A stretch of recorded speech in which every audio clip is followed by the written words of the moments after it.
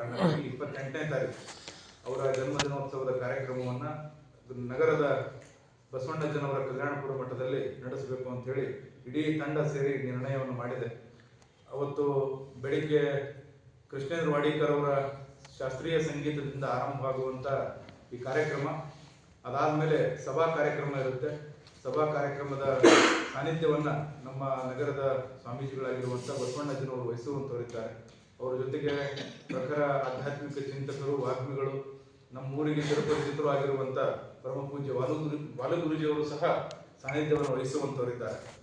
ಈ ಕಾರ್ಯಕ್ರಮದ ಉದ್ಘಾಟನೆಯನ್ನು ದೀಪ ಬೆಳಗಿಸುವ ಮೂಲಕ ಉದ್ಘಾಟನೆಯನ್ನು ಶಿರಹಳ್ಳಿ ಮತಕ್ಷೇತ್ರದ ಮಾಜಿ ಶಾಸಕರು, ಕಾಂಗ್ರೆಸ್ನಿಂದ ಆಯ್ಕೆಯಾಗಿದ್ದಂಥ ಮಾಜಿ ಶಾಸಕರಾಗಿರುವಂಥ ಹಿರಿಯರು ಆಗಿರುವಂಥ ಶ್ರೀಯುತ GS ಗಡ್ಡದೇವರಮಠ ಅವರು ಉದ್ಘಾಟನೆಯನ್ನು ಮಾಡುವಂಥ, ನಮಗೆಲ್ಲ ಗೊತ್ತಿದೆ ನಾವು ವಾಜಪೇಯಿ ಅವರನ್ನು ಅಜಾತಶತ್ರು ಅಂತ ಹೇಳಿ ಪಕ್ಷಾತೀತವಾಗಿ ಗೌರವಿಸಲ್ಪಡುವಂಥ ವ್ಯಕ್ತಿ.